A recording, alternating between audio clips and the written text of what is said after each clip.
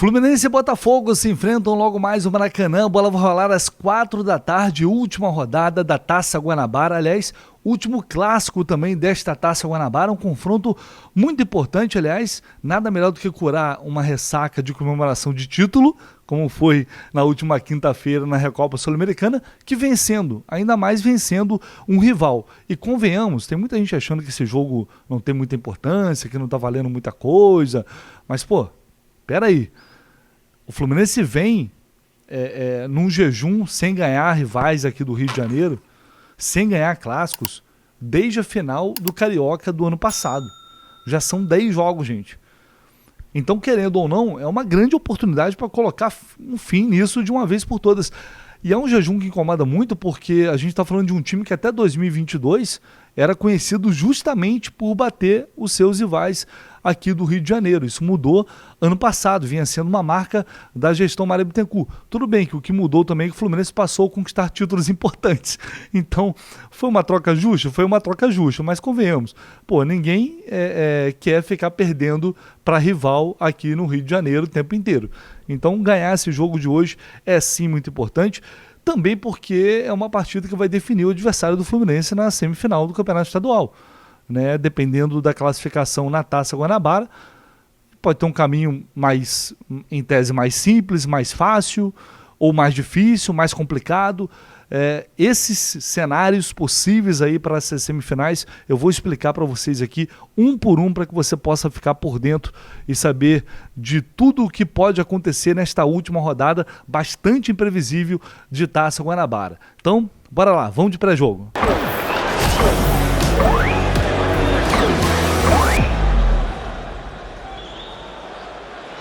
Bom, vamos ao cenário número 1 então. Se o Fluminense vencer o clássico, ok, termina em segundo lugar e aí vai esperar a definição dos resultados de Nova Iguaçu e Vasco para saber quem o Flu vai enfrentar na semifinal com a vantagem de 2 resultados iguais, ou seja, 2 empates ou uma vitória e uma derrota pela mesma diferença de gols.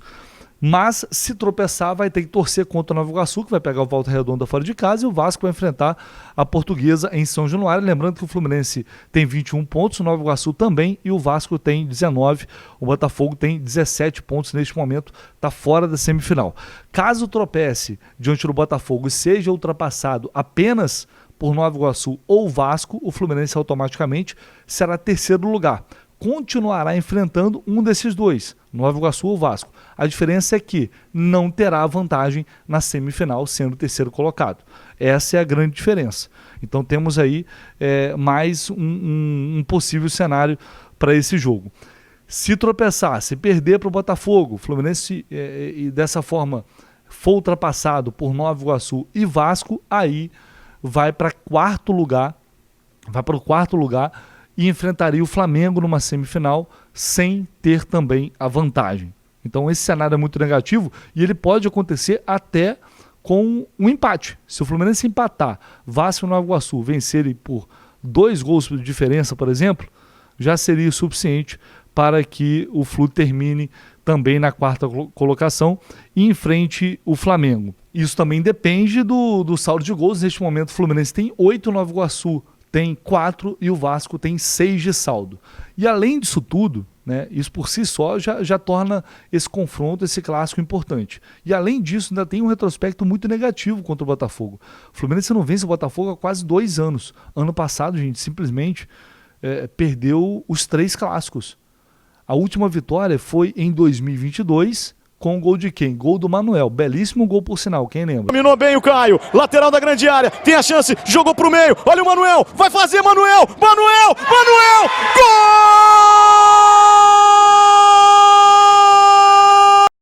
Então, assim, convenhamos, né? Eu acho que isso aí já é o suficiente para mostrar que essa partida tem sim relevância, tem importância, até para chegar na semifinal lá, sem esse peso de jejum de clássicos, não vence o Botafogo há 2 anos, sabe? Já chega na semifinal já com o peito estufado, campeão da Recopa Sul-Americana, vencendo mais um clássico, querendo ou não, tudo é moral. Vamos à provável escalação da KTO para esse jogo, a KTO que é uma grande parceira aqui do canal do Lessa. Se você não está lá na KTO, por favor, gente, é muito importante, conto com vocês, é uma parceria que está proporcionando a gente fazer investimento e também com isso, levar um conteúdo para vocês de muita qualidade. E a KTO está pagando nesse clássico, vitória do Fluminense 2,30.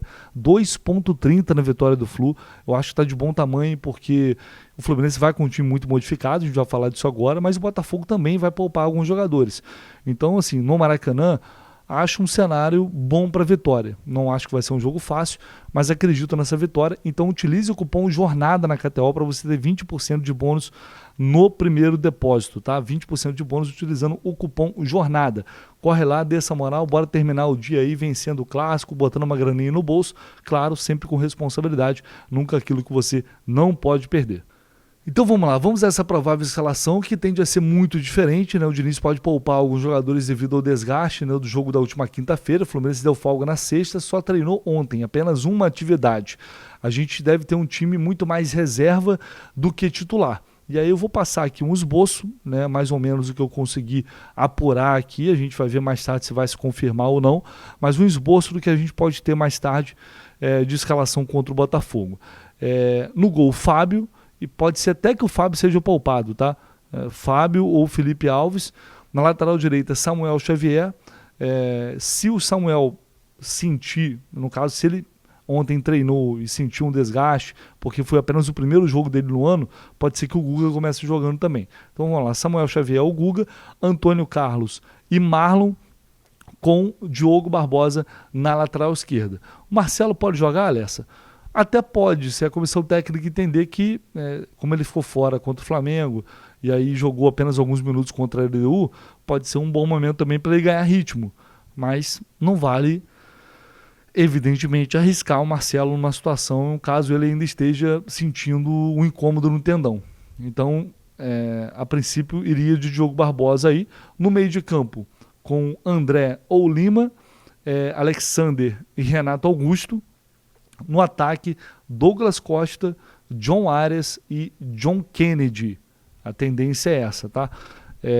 O Arias tende a jogar, o cara que é impressionante a capacidade física desse sujeito.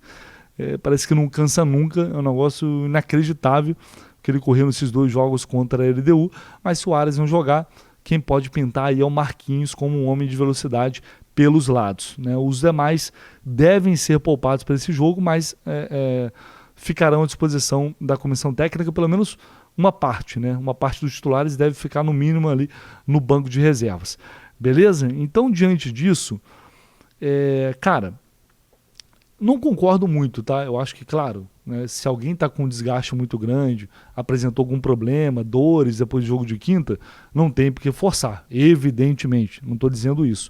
Mas se a gente olhar para frente nesse mês de março, de agora em diante, esse mês será de poucos jogos, né? Porque já vem semifinal, jogos somente final de semana, depois as finais, se o Fluminense avançar, e ainda vai ter uma data FIFA nesse mês de março.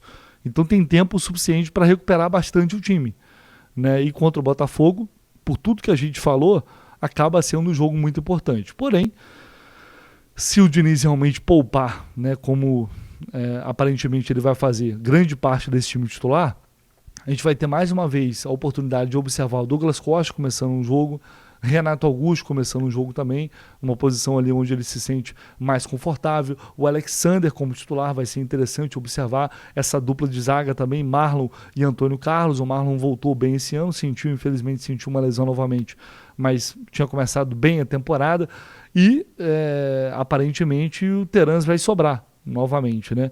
Ele e Marquinhos. São 2 jogadores que podem entrar no decorrer do jogo e também dessa forma tentar mostrar alguma coisa, o que eles não conseguiram ainda porque tiveram poucos minutos em campo. Então vai ser um jogo interessante também nesse sentido, para a gente observar alguns jogadores. E muita gente fala, pô, mas por que o Terans não joga? Porque, gente, é isso, a concorrência é muito grande. Porque você já tem o Douglas Costa ali, se o Arias jogar, o Arias é titular. Então, se não tem muito espaço. O Renato está na frente, é claro.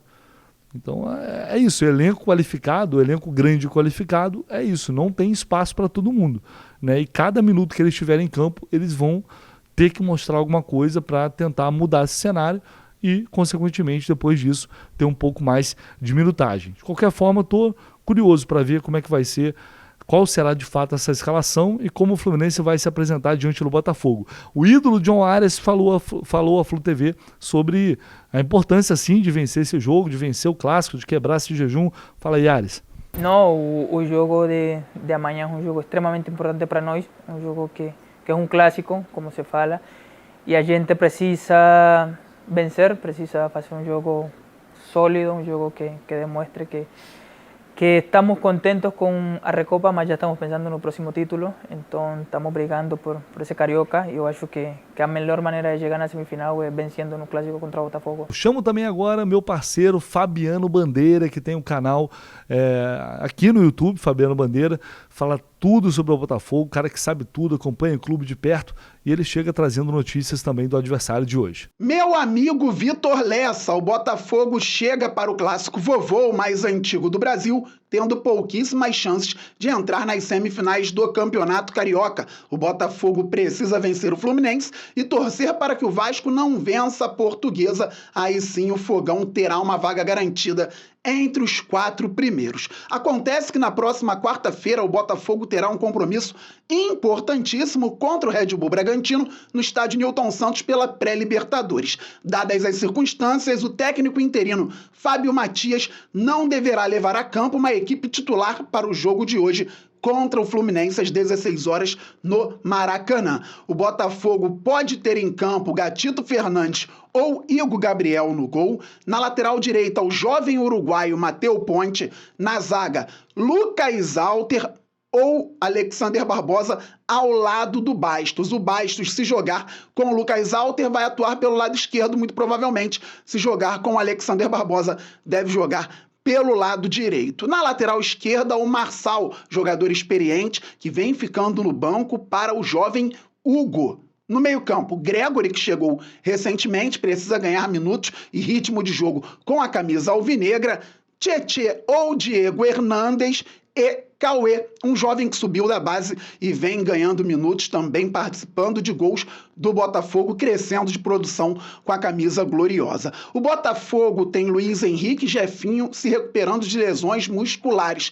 Por isso, Júnior Santos e Savarino, 2 pontas, atuaram a partida inteira contra o Aurora no último meio de semana. O técnico interino Fábio Matias tem dúvida para as pontas. Coloca o Diego Hernandes de um lado, tendo outra opção no meio-campo, como jogar com Gregory, Tietê e Cauê, ou coloca o Diego Hernandes por dentro e coloca o Júnior Santos numa ponta, com o Emerson Urso na outra, e depois o Júnior Santos dá lugar ao Savarino para que o Botafogo tenha 2 pontas inteiros para a partida contra o Bragantino. São dúvidas que o treinador deve levar até perto da hora da partida. Como centroavante, o Botafogo deverá ter o Janderson, já que o Tiquinho Soares deve ser poupado, assim como o meio-campista Eduardo, que voltou a jogar muita bola. Um 4-3-3, tentando buscar velocidade pelos lados e surpreendeu o Fluminense, que recentemente foi campeão da Recopa no Maracanã. Aqui quem fala é o Fabiano Bandeira. Um grande abraço para você, Vitor Lessa, e para toda a galera que acompanha seu brilhante trabalho. Fui! Valeu, meu parceiro, tamo junto, um abraço e até a próxima, tá? Vamos à arbitragem pra gente fechar esse pré-jogo. A arbitragem ficará a cargo de Felipe da Silva Gonçalves Paluda, auxiliado pelo Thiago Rosa de Oliveira Exposito e também pelo Thiago Filemon Soares Pinto. O VAR será o Rodrigo Carvalhais de Miranda. Já apitou 5 jogos do Fluminense esse árbitro. Esse ano apitou a vitória sobre a Portuguesa por 2-1. Enfim, não vi aqui nenhuma grande polêmica envolvendo a arbitragem dele, pelo menos não em jogos do Fluminense. No total foram uma vitória, um empate e 3 derrotas. É o retrospecto do Felipe da Silva Gonçalves Paludo, que ele possa fazer uma boa arbitragem logo mais. A partir das 2h30 da tarde, super transmissão, Jornada KTO 1902. Contamos com você, aquele pré-jogo completaço, como vocês já estão acostumados. Tudo desse clássico. Entrevista dentro e fora do Maracanã com o nosso repórter Cauã Tinoco, eu, Fio, Gabriel Amaral, lá no Maracanã, trazendo a cobertura completa desse clássico, com a transmissão e também com o super pós-jogo. Você que quer assistir o clássico, fique à vontade, assista na internet, na televisão, mas fique com o áudio conectado na gente. Não tem por que você ficar ouvindo algumas transmissões aí que não sabem nem o que estão falando, a gente sabe que tem, né? Então aqui no Jornada KTO 1902, você sabe que encontrará um conteúdo, uma transmissão voltada totalmente para você, torcedor do Fluminense, beleza? Nos encontramos mais tarde, então. Um abraço e até logo.